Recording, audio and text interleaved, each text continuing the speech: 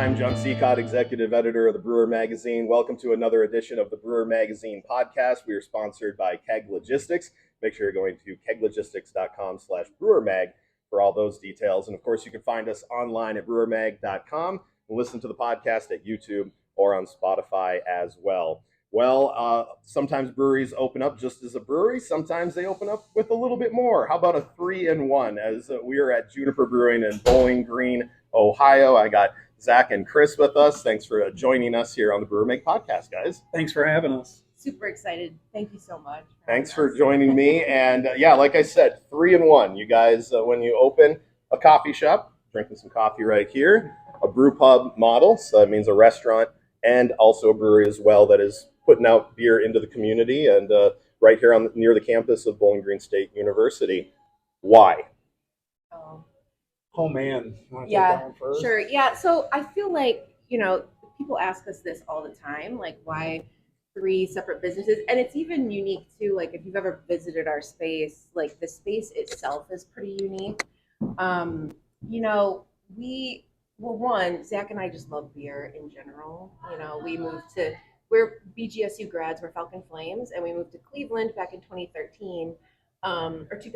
We moved in 2006. We moved to Cleveland, and then, so in Cleveland, we really started to understand the beer industry, and we made good friends there with the beer, culture, and we started then traveling. Like I think a lot of couples do. It's like their thing, right? So we traveled. I at the time was in the banking industry. I still am in finance, but I had the territory of Michigan, and so we just fell in love with Michigan in general.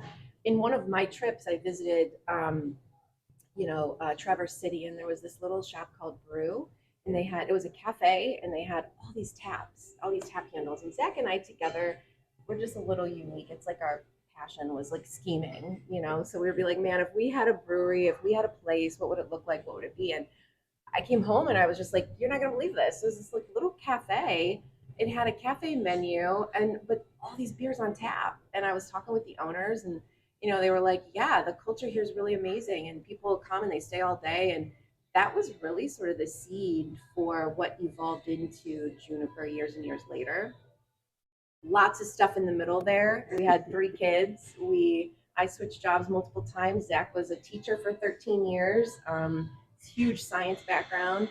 And, I think it was always in our hearts to be entrepreneurs. And so when we got the chance, we moved back here to Bowling Green from Cleveland. Unfortunately, my father-in-law, Zach's dad, had cancer at the time. And this was right before the pandemic. So we moved back home here.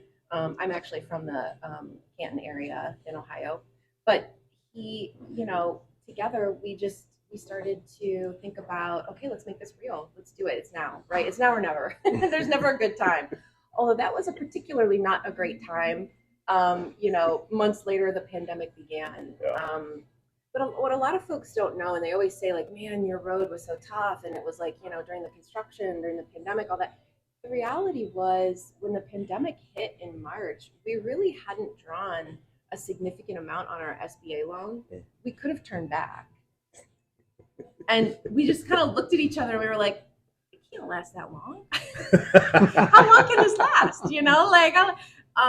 But at that moment, we started to retool our whole model. We did have drip coffee in the original business model, and it was sort of like Panera style. Like you kind of walk up, get your own. Because as you can see, the space is 7,000 square feet, so it's a lot of space.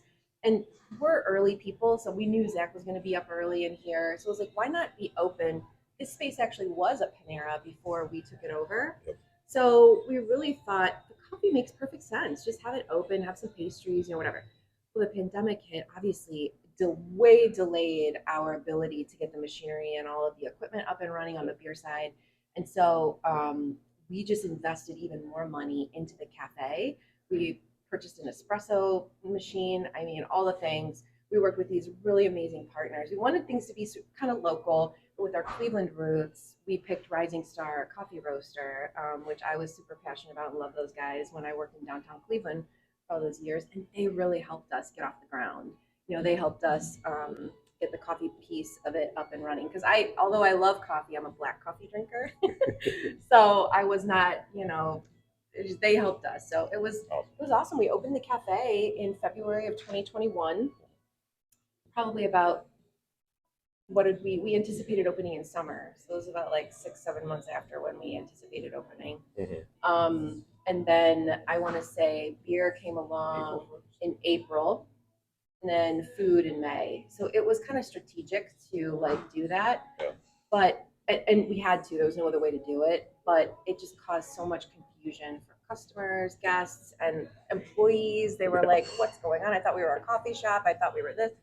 But now I think folks are starting to get it. And Juniper, 4 years later, is really kind of making its way. It's getting its feet underneath itself. We're all, the staff is amazing. We've gone through multiple iterations of culture and different like team structures and leadership structures.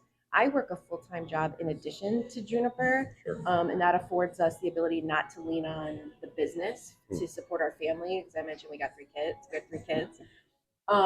So we've just it's all in, all the chips are in, on this model, which we believe is in the spirit and in this like moment of this craft beer wave and this new industry, like, movement that's happening. So, it's like full flavor, all taste, it's coffee, it's, we're working on THC stuff. We have a catering model, we have a distribution model for beer. I mean, it's just like anything and everything you can imagine is happening here. Wow. Yeah. And that's got to be some logistical challenges as well in managing basically 3 different operations. Yes. And really now it's sounding more like maybe 5 different operations if you really put it into that perspective. How is that hire? Is it all under you, or are you finding people to be able to kind of manage different things, Zach? I mean, what is that logistical challenge and how do you overcome it? This Brewer Mag podcast is sponsored by Keg Logistics. Now's the perfect time to review your keg management strategy. Whether you're seeking a truly flexible keg rental program or intrigued by the seamless distribution freedom of paper fill, Keg Logistics is ready to craft a personalized solution for you, ensuring you receive the kegs you need precisely when you need them. For details, visit keglogistics.com/brewermag. Keg Logistics, modern solutions for keg efficiency. Well, there's a lot of logistical Yeah. challenges with it. And I think that Chris and I continue to learn the best way, which we're still working on figuring out what that best way is. Chris and I kind of like, with her schedule, she travels, like she said. So Chris and I like have to schedule time to meet like on the weekends to like talk about these things. So it's really her and I talking through things and the best, we've never owned a business before. So what we think would be the best. And, then we come back and I kind of disseminate information to kind of our leadership team and they kind of run with the things that Chris and I want to do. Like I said, there's not always the best, or, we change these decisions. We learn as we go. And then we kind of retool and regroup and make the next best kind of decision that we think is the right thing. Go ahead. I was just gonna say, I think what brewers and other folks might want to hear is like, so our model is like four revenue lines. So it's distribution, it's the restaurant, obviously we have full service restaurant menu, servers, all the things. We have the cafe, and then we have like a catering business or special events. So it's 4 revenue lines, and the glory of that is you're not dependent on just one, right? It's all 4 kind of coming together. And so what Zach is referring to is this, sort of, I'll call it org chart, we call it a working document, right? It's like constantly going through. So we've gone through multiple iterations. Do we need a GM? Do we need, different, shift leads and team leads in all the different areas? So we have a different, shift lead for cafe, a shift lead for kitchen, a shift lead for front of house. I mean, we've gone through all these different iterations of org charts. And it's trial and error. It really, really is. And you've got to find out what works best for you. We live in a college town. There's so much turnover on our staff. So we had to pivot really quickly and understand, like, how do we get people up and running quickly, and are able to,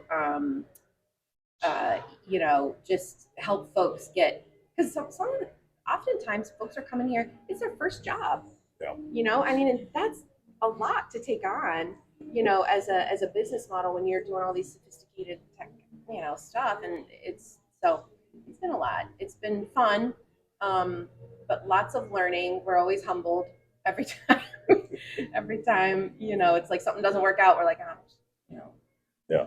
shoot. But When it comes to like entrepreneurs, I know like even us here at Brewer, entrepreneur backgrounds with Tyler, and then starting the magazine, having his own brewery now. Um, you always are leaning on mentors. Did you guys have people to lean on, either business wise, brewing wise? Who do you still talk to kind of you can flesh answer things that out? first.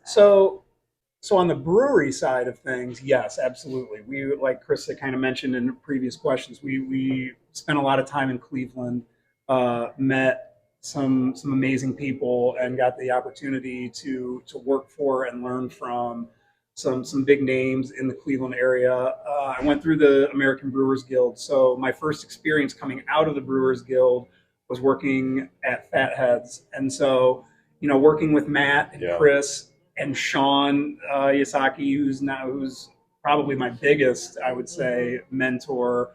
At the time, they were all at Fatheads, and so they were. It was a cool time to be there at Fatheads because they were just getting started with their very first production facility. Which and at the time, I think that Chris had installed like 3 fermenters in that whole place.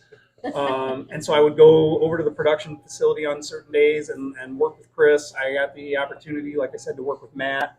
But I spent really the most time with Sean at the time. And Sean was just basically a starting out brewer at the time. He'd had a limited amount of time at Fatheads at that point, but was kind of Matt and Mike, their only other person in the brewery at the time. So I spent a lot of time with Sean. Then went from Fatheads and spent some time with Andy at Market Garden. I spent a summer there. All this was during teaching. So any break that I had, I would just go down there and say, listen, the Brewers Guild would get me in the door, and relationships with these guys. And I'd be like, I don't need money. I just want to work. We're working on this. And so they were like, oh, heck yeah, you can come and work. Just leaving out one part. I was pregnant with twins at the time. Oh boy. Yes. Busy. Yeah. It was busy. And then, like I said, Sean went to Platform and then opened up Noble Beast. And so, then I spent a lot of time with Sean and Eric at Noble Beast and really kind of got to dive in and spend time. And the two of them combined, which we're all still texting back and forth about issues or questions or whatever else, really allowed me to that was about the biggest learning took place there. Awesome. And I would say on the business side, I think, I don't think we really have like a mentor of such, but I'm always digging in and reading about certain companies. I mentioned Panera. I dug in and like really understood the story of Panera, Starbucks. Did a bunch of digging and read a bunch of stuff about, John Schultz, all the things. So like a lot of CEOs, Bob Iger, who's like, was the president of Disney and still is, just reading about different sorts of companies and how they formed and what their story is and how they evolved. The culture of Juniper and the premise of the beer is really important for sure. But ultimately, what I think we're in the business of is creating connection. That's at the heart of what we're trying to do. And the beer, the food, the coffee is all just the vehicle to do that. And so I'm always looking at even Patagonia, I researched and dug into. So it's just about like the spirit of social environmental awareness and responsibility and all those types of things too. So. Nice. So you kind of touched on it when you were talking about kind of these might be first-time employees and first-time jobs. Oh, yes. When it comes to running a coffee shop and a brew pub, and there's brewing involved as well, how much cross-training is there involved, and or is it singular? Like, could you have a morning shift and an afternoon shift, type things like that? How has that evolved at all? Like from where you thought it would be? Well, we have one perfect example of that. And that is Elena, who is our brewer. She works hand in hand with Zach. She started as a cashier, 19 years old, day one. She's been here for 4 years. And over time has learned, the bar side of things, came back and talked with Zach about wanting to be, on the beer side, has trained, and now is a full-time brewer. And she began her career. She was on a panel just recently at the Ohio Craft Brewers Conference. and just is skyrocketing right now. So she is the perfect example of someone who started with us early, cut the bug, really believes in what the model is and what we're trying to do and achieve, and has cross trained in many different areas. And she helps out with everything. There's not an ounce of this place that she doesn't know about or, doesn't. I mean, she can hop in when, like, a lot of times when these guys are brewing, she'll like see that the cafe is slammed and pop over there and barista for a few minutes. So I think Elena is probably our number one best example of that. Yeah, no, I agree. I think that like how we, Yeah. the fact that we have students that have crazy schedules has been a big learning opportunity for Chris and I. I think that when we started, it was we kind of siloed all these different areas off, and so everybody, and we had to because of how it was set up, right? Yeah. It was just cafe first, and then we hired a whole front of house staff. I mean, it was Yeah, no, it's all good. But then as we've continued to grow, inevitably things come up. We have students, we have 18, 19, 20-year-old kids that work for us. And so when issues have arisen in the brewery, it was like, and we have to kind of absorb those losses in the moment. It was like, man, it'd be great if someone else knew some of these things so that we could then shift people around in the moment, right? But that was a lot of painful lessons and frustration and stress to get to that point. But now we really focus as much as we can on getting people cross-trained. So inevitably we can move people where we need them. Nice. We kind of came up with this model of like shift lead and team lead. So what we found was we don't have a general manager anymore. We tried 2 general managers. Well, I started off with actually a manager in each area, a manager in coffee, because that's how we onboarded everything, right? Yeah. And we found out real quickly that was not going to work for us. Then we tried the general manager route. So then we hired 2 general managers back to back. Neither one of them stayed for longer than 2 years, year and a half. Noticed that things were just falling through the cracks. It was not a sustainable model for Juniper. And so at the time, we just had this really great group of graduate students that were here. And it was like, hey, let's take a chance on this team lead and shift lead structure. And so that's kind of what we have now. So Zach obviously is here on the day-to-day. I am not. But he sort of manages the team leads. And then like we have a leadership crew. We coined that. We got everybody t-shirts. So everybody that's a team lead and a shift lead has a t-shirt and like they're identified in that way. And they sort of disseminate the information down to the staff. So I would say, I mean, like we've had so many stops and starts with different org charts and different structures because of the unique 4 revenue lines. Yeah. It's like, but you're finding, and I think that our secret to success now is we're finding out who is good in different areas. So maybe, one shift lead is really passionate about events. And so they're going to take the lead on the events and really helping with that. Maybe a team lead is really passionate about the bar, and so they're taking the lead on seasonal drinks and doing this. So it's kind of leaning into that. It's so personal and like really trying to dig into, and I think as an entrepreneur, it's like, okay, do you think about the role and then fill that with a person, or do you think about the person and then try to like backfill like what the needs are of the company? And I feel like it's ebbs and flows with that. Like it really is a balance. You really can't be all one side or all the other side. It can't be so absolute. You really have to have a balance there. And I think that's what we've learned over time. This Brewer Mag podcast is sponsored by Keg Logistics. Now's the perfect time to review your keg management strategy. Whether you're seeking a truly flexible keg rental program or intrigued by the seamless distribution freedom of paper fill, Keg Logistics is ready to craft a personalized solution for you, ensuring you receive the kegs you need precisely when you need them. For details, visit keglogistics.com/brewermag. Keg Logistics, modern solutions for keg efficiency. Well, let's move into just who Juniper is, how the public perceives you guys. What strategies have worked best for, either bringing in a certain demographic or seeing that perhaps, like you said, you might have a completely different group of people showing up here at 8, 9 a.m. versus coming in after dinner. How do you guys cater to both of those? How have you kind of found your footing in those different places? And, how are you marketing yourself to the community like that? Oh my God, I hate that question. I hate it because, it's like the marketing and the social media and the digital side of things is so Oh, it is so hard. It's hard because it's like it's so important, but it's like the last thing that you have to like you know what I mean? Yep. Like invest in. We struggle with that, Yeah. like the digital social media marketing part of it is hard. Mhm. I would say we threw all of our chips in our partnership with Juniper and BGSU. Yeah. So we really started there. That was like a strategic moment. We partnered with BGSU. We are the official craft beer of the university.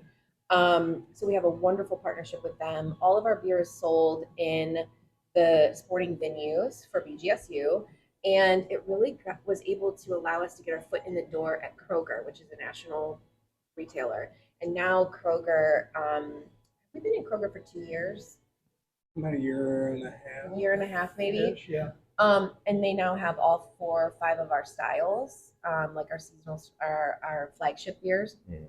some of our seasonals. But that was really like it was like put all the chips there 1st. Mhm. So like from a marketing perspective. So we pay to have a great partnership with Falcon Properties, and then we're also the partners with the university on the Ziggy Zumba. Mhm. So it was like focus was there for a long time. We have Instagram, Facebook, that kind of a thing. And I would say the social media side of things is really we try to balance with the coffee and the beer and the food. So there's no methodology, unfortunately. I know they're supposed to be. I know that they're supposed to be. And everybody is probably watching like, oh my God, they're supposed to have, like, I think people like, know that there's like a science behind it. We don't. I mean, like, the reality is, Elena, who I mentioned a few minutes ago, she does all the social media. She like is here in real time, and posting. And, I think that we get anybody and everybody. We get community members. We have a group of gentlemen who are here every single day at 8 a.m. on the They're button. out there On right the now. button. They're like at the door waiting to pop in here. There's like 5, 6 of them. They sit in the sofa out front, and then at that point you see some young professionals walk in the door, maybe some grad students in general, getting their coffee. You see some, we have like a little different areas of the space. Mhm. We have a nook over by the restrooms there, and at the time it was like a Mexican. All the furniture is secondhand because we didn't have any cash to whatever. So I bought these like high booths from a Mexican restaurant that was unfortunately going out of business in Detroit, and it was like, hey, let's just get this in here so people have places to sit. It's high for COVID.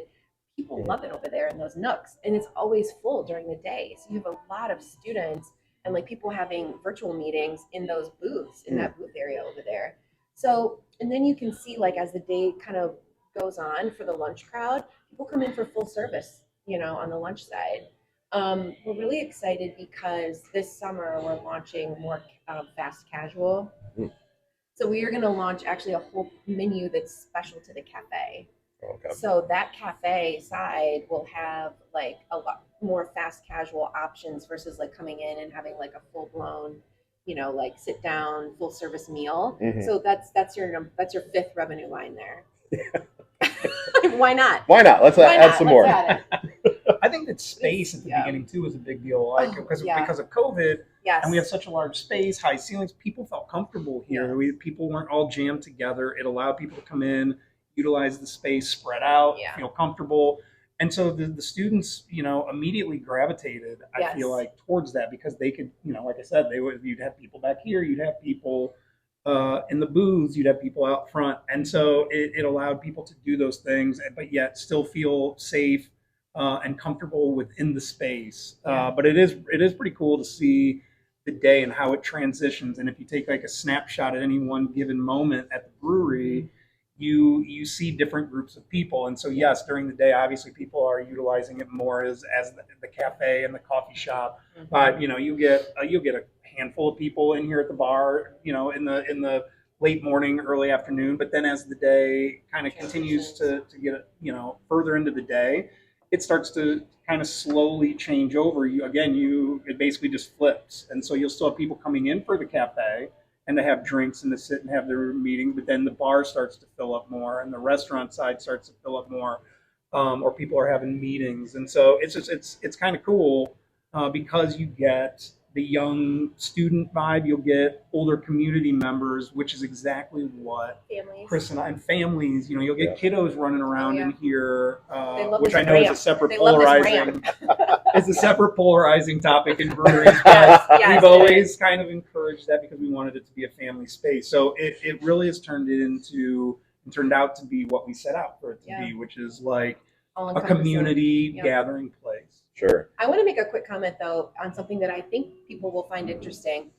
For like 2 years, we did trivia and Name That Tune on Tuesdays and Thursdays. Now, I think initially a lot of folks, and in the brewery world, it's like, yes, get people in, do trivia, do Name That Tune.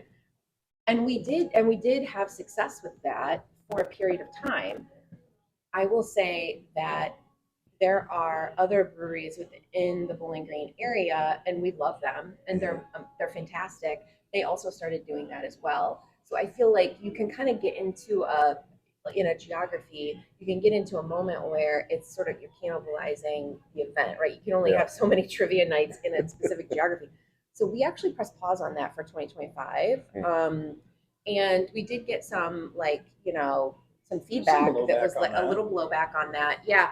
But what we were finding, honestly, was one, the tables weren't turning, right? So people came in and they would sit for a long period of time, but it wasn't allowing tables to turn. And some families and other community members would come in, they would see the trivia was going on, it was loud, and they would walk right back out. Yeah. And so although it's a very popular thing in the brewery community, we kind of felt like for Juniper, we just wanted to take a pause on that and just see how it played out for us. Just to see, and I'll be honest, Tuesdays and Thursdays are not what they were with the trivia at first. But our intention is that we'll be able to do some other cool, neat things that will start to bring people in. When we first opened, our food menu was not extensive. It was 4 items. We had what we called the boards. And we had a taco board, and people, we haven't had this board for 4 stinking years, and people still talk about it. Still get grief that we took it away. So we're going to start, so for the summer, we're going to kick off, we have an incredible, Zach has a really, really good Mexican lager called Early Morning. So when we launch that on Cinco de Mayo, we're going to do Taco Tuesdays, which will bring back the board. And so people can come in, and it's all we're going to serve on Tuesdays. So it'll be a launch there. So we're going to do some other fun things. To promote more of what kind of the vibe that we kind of want. Listen, I don't think trivia and Name That Tune are bad. We kind of felt like for us, it had gotten stale and it had run its course. And so I feel like for other breweries, watch for that. I think that's important because, you can kind of get into a rhythm of just doing the same old. But we were noticing our numbers were declining as other places were bringing them on. And so for us, it was hey, listen, before this goes off the rails, we're just going to pull it now and try something else new. And we can always go back. You can always refresh and kind of go back to that model. But, those numbers are already starting to come back up again. Correct. So, I think it was a smart for where we are. Because I think that a lot of times, and I've been reading in a lot of the brewery, in the industry, that it's hey, the young, Gen Z, they have to have something to do, right? Yep. The social element, they have to have something to bring them out and get them to do something. But the reality is that I kind of feel like for Juniper, there's already so much to do here already. We don't because our model is unique. It's not just a brewery. You know what I'm saying? Right. It's not a typical just a brewery with a few menu items. It's different than that. And so I feel like for us specifically, because we have this sort of unique structure in the industry, it wasn't serving us as it could have been in that moment. Sure. And with a 7,000 square foot facility, you have to find things to be able to put people in. Was the brewery created into the space, or did you have the idea going in? Because did you guys look at other places? You're right downtown. You got great foot traffic. You got a great parking lot behind you. You're near campus. Yeah. Yep. Did you guys look elsewhere? You saw this place and you wanted it, and you built it in here. This Brewer Mag podcast is sponsored by Keg Logistics. Now's the perfect time to review your keg management strategy. Whether you're seeking a truly flexible keg rental program or intrigued by the seamless distribution freedom of paper fill, Keg Logistics is ready to craft a personalized solution for you, ensuring you receive the kegs you need precisely when you need them. For details, visit keglogistics.com/brewermag. Keg Logistics, modern solutions for keg efficiency. 100%. Yeah. 100%. This was it. We walked in. That's how Zach and I kind of are. We're like, we have to have this and nothing else. You know, I mean, like we don't take no for an answer. You know, that kind of a vibe. Yeah, But- we actually got word that, the space was going to be coming available through friends, and, being townies, you just hear certain things. And so Sure. that whole process of obtaining the space and acquiring the space began way like year and a half before, Yeah. you know, we came the back. word that Panera was leaving, things like that actually came out. When we came in then and just saw the unique kind of layout and footprint of the space, we were able, because it had started so early, we were able to kind of design things and kind of have that vision Nice. going into it. And Chris just is really good with being able to see those things far better than myself. But what we knew we wanted was that the brewery to be out in the open, as much as possible, so that Mhm. it was kind of the Accessible. first thing, the teacher in me and both of us, but the teacher in me wanted people to be able to hear it and to see it and to smell it and to be able to walk up there and ask questions And they do. when we were brewing. And yes, they certainly do. But it was something that we, for lots of reasons, a lot of breweries don't. You don't see the brewery, or it's shielded off, or it's enclosed, and we didn't want any of those things. And Sure. so, but yes, having that layout early on allowed us to kind of plan for that and build it the way we have. Sure. Tell me about the brewery. It's right behind us here. What obviously having some experience through the Brewers. I always forget the brewer. The Brewers Guild. Brewers Guild. I was going to say Brewers Congress, and I knew that was wrong. Being able to learn some equipment ahead of time, work with some bigger breweries. Did you envision this size? Is this what you wanted to? Because you guys do have a production output here now, along with serving the tap room. So you Sure. needed to have that forward thinking instead of we're going to start on a 3-barrel. Correct. Get that going, and then have to turn around and buy a new system a little. Exactly. You started a little bigger than what maybe some smaller breweries would start as. We absolutely started with more than what we needed, and we Yeah. knew that. And we, again, leaning back on our Cleveland connections and our friends, we got a lot of, and we're fortunate enough to ask and then get a lot of the do this, don't do that, wish we would have done this as far as designing and building out the brewery. Sure. So there are some, the system is a 10-barrel system. We knew going in that we in no way needed a 10-barrel system. But we also knew that we wanted to grow, and too many of our friends, like you had said, had ran into the opposite, where they started super small, and then they were having to brew, basically around the clock just to keep up with demand. Mhm. We knew we wanted to eventually get into the distribution game. We knew ultimately, and down the road at some point, we wanted to have another location. All these things we talked about, and so it's been, it's a struggle, because that equipment wasn't cheap, obviously, and more than what we probably needed, but it was with that growth mindset kind of in mind. And now, as we continue to ramp up production and the number of barrels, even in today's brewing world, continue to increase, we're grateful that we kind of stuck with that kind of mindset. Nice. So let's talk about the basically 5 different avenues of revenue now. How does each play a role? Like, is there one that's driving the brewery right now? Or is it trying to split out a little bit? Like, do you like where the revenues are coming from? How do you adjust? Have you thought of adjusting them? What's the fluidity there for you guys? Yeah, food is the driver. Yeah. So food is number one. I think we knew that would be the case going in. I think breweries who are not investing in food of some sort are going to struggle more than breweries that don't. Yeah. And so the food is so important, and we have crafted a menu over time, and worked really, really hard on the menu. I mentioned, we started with the boards, and then we evolved into like a more kind of like upscale American style. Think comfort food, but elevated. And that has really worked for us. We have one item that's on the menu that outshines and outperforms everything else, and it's our smash burger. It's not even close. It's like, heads and shoulders above everybody else.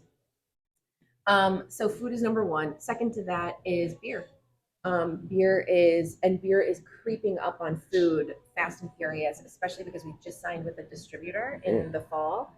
And the deal with Kroger and the university have really, really helped us to unlock certain things on the distribution side. So beer is creeping up on food fast and furious. The other two elements that I'm heavily focused on right now, Zach has his hands full with the distribution side, and getting things up and running there, are the fast casual, and also mocktails and cocktails and catering. So I said three things, I think. But the reality is that I'll start with the mocktails and cocktails. So Zach is science background. He's an incredible scientist. He's super, super good with flavors. And we have worked really, really hard to acquire all the licensures needed to do THC CBD offerings. So we do have right now one offering. It's a hop water. It's canned. It's a THC CBD product, and it's unbelievable. It's super duper amazing. And we're trying to create different mocktails around that. So, playing with Monin syrups and thinking about, how do we, and fresh juices, and trying to think about how do we come out with something really fun for, the summertime. So that's really important, especially as we evolve that specific product. So we're also doing things with flavored THC. So not doing specific hop water, but coming out with THC with like, lavender lemonade, or like, raspberry one. So like we're thinking about all those things too. And so playing off of those and really building off of those and coming out with different like ways to offer it is really important. So we're focused on that. Yeah. The fast casual piece is another one. Like what we're finding is with the cafe during the day, you mentioned like how does the place transition? What we're finding is that lunch has a lot of opportunity, and by opportunity, the sales could be better. so we're thinking like, man, a fast casual and lots of like really good offerings in our open air cooler would be probably smart, right? So you're walking up to the counter similarly as you would if you were at Starbucks or if you were at Panera, and there are offerings right there for you to grab and go. We make in-house potato chips. There's no reason why we can't bag those, have them out. You can order, a lunch meat sandwich, grab the chips and a hop water, a regular hop water, no THC, or THC if you like, and head out the door, or sit down, enjoy it there, have your virtual meeting, whatever it is. The fast casual element of things is super, super important. And we're going to come out with a whole menu based on that. Off of that, we will pull and create what we're calling Juniper boxes, which is catering. So we have such a strong partnership with the university. It just makes sense that specifically with athletics, right? An athletics order for their athletes 3 times a day for all the different sports teams. And so there's a lot of opportunity to create an offering for them with these we call them Junie boxes, and Junie Junior boxes, so snack packs. So we're coming out with, first is the fast casual cafe menu. We'll pull from that to come out with like an offering for these boxes and the catering. So that side, again, focusing on the different revenue lines to create a more sound business model. It's not reliant on one thing. So you're saying you're busy right now. Yeah. Did I mention I work a whole other full-time job? Well, that's kind of a great thing. Well, let's look towards the future, look towards the past. You guys are talking about what you're doing. If you could go back and do it again, what would you have changed in the business structure? What did you say? You're doing it now, maybe, but you wish you would have started at the beginning. And it can be any part of it. I mean, what's been the biggest thing that you're like, that didn't work, or I wish we would have picked a different contractor. I was not happy with our contractor. I think we're still living out mistakes that were made. Sure. We really, really struggled with that. I think that if there was one thing that all the other stuff was trial and error, was learn on the fly. Sure. And that stuff is valuable. That's like stuff that is gold to me. Like because you've lived it and you've learned it, and you can create it, take it on as you go. Contractor stuff. There's just so many mistakes that were made, promise that yes, we've done this before, we know what we're doing. It was not a good story. I would say number one advice and regret was that 100% the contractor. Yeah, I felt like, I mean, they came recommended to us. And so it was a no-brainer at the time, not knowing Sure. really anyone else. I think that They had experience, they have multiple breweries under their belts for sure. but the difference was, and me being a construction lender, I should have dug in a little more, quite frankly. I would say they had experience with like standalone structures.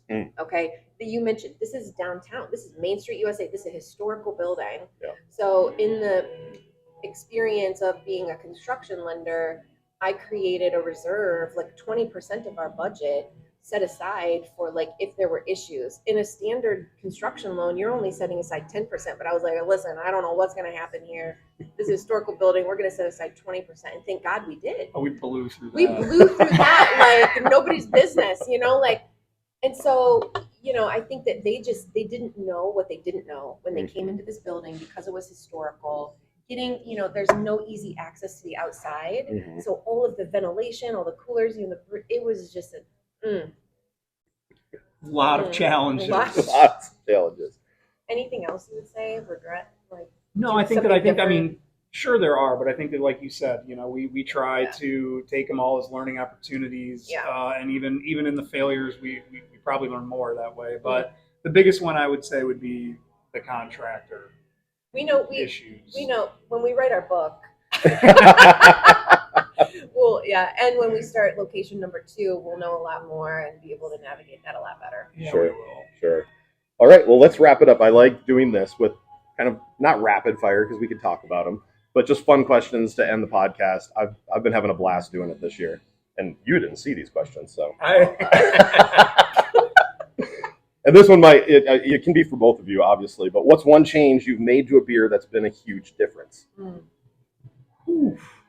I would tell you that in our hazy IPAs, the hop schedule and when we're adding hops has been huge for us, and in what we're putting out as far as the hazies go, and then finding and utilizing hop terpenes has been a big thing for us lately. We, like Chris said, I'm a big science guy, so any of the hop guys know how to get me. They just put out this big flashy new thing and say this new hop product, and I'm like, oh hell yeah! Like I want to try and dig into that. So it's been really fun to work with and learn about those, and I feel like it's translated into a higher quality product for us on that end.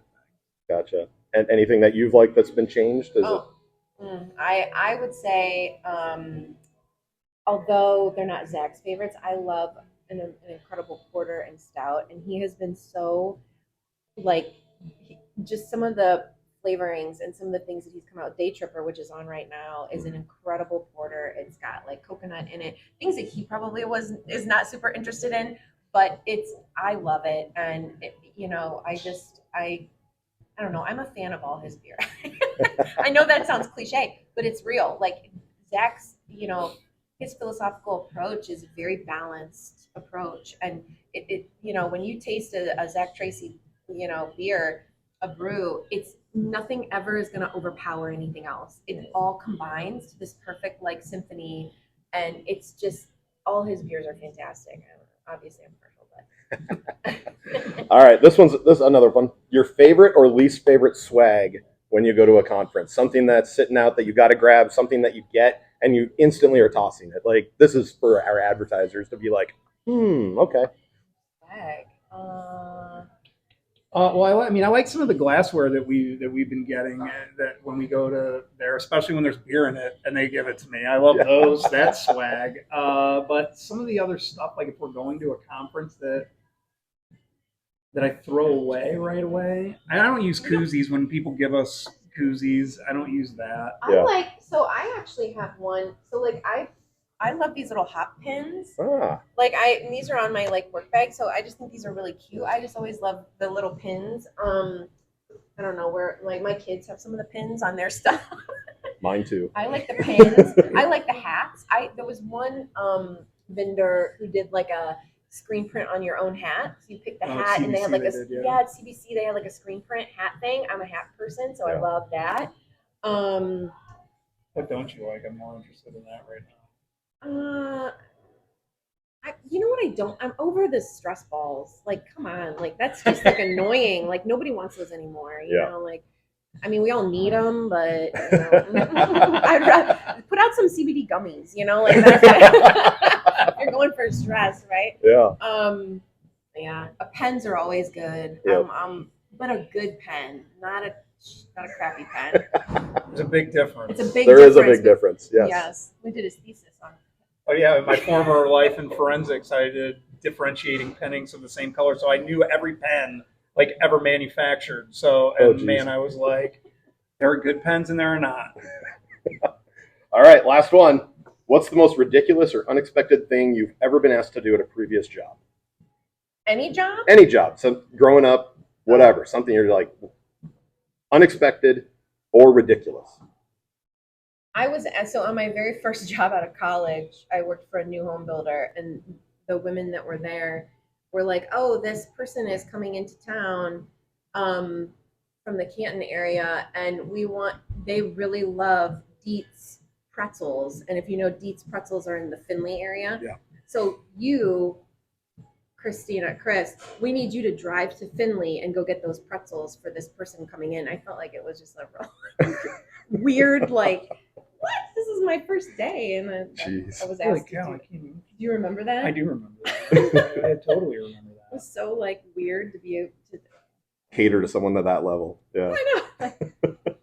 I would probably say, I think back to Cleveland Heights when I taught at Heights High, and one of the days when I went in there, one of the science teachers in my wing had corn snakes, and they would feed them God, this is a great one. mice. Okay, but I Uh-huh. mean, the mice weren't living; but we would keep them in like a deep freezer. Yeah. And so the teacher would take a mouse out. They would be in a bag, obviously, and he'd set it on his like top of his monitor of his computer to like kind of gently thaw that thing out, right? Well, it was on like a Friday, and when I came in on Monday, like Chris said, I was early, so I was always, if not the first, one of the first people in the science wing at the time, and so you had to open a big door to get into the science wing. And it was all the way down the hall, and so the minute I opened that door, there was this just wall of not good aromas, and I was like, what is happening right now? Before teaching, I was in forensic science, so some of these aromas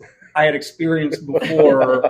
And so as I made my way down the hallway, it just kept growing, and I got into his classroom, and that mouse had been sitting on there all weekend and had like liquefied. Oh. And it was the most disgusting thing one of the most disgusting, awkward, not expected, certainly things that I ever had to do at one of my jobs, which really didn't have anything to do with teaching. No, but did you still have to have school? The kids had to come in there, or did they? Oh yeah. Oh.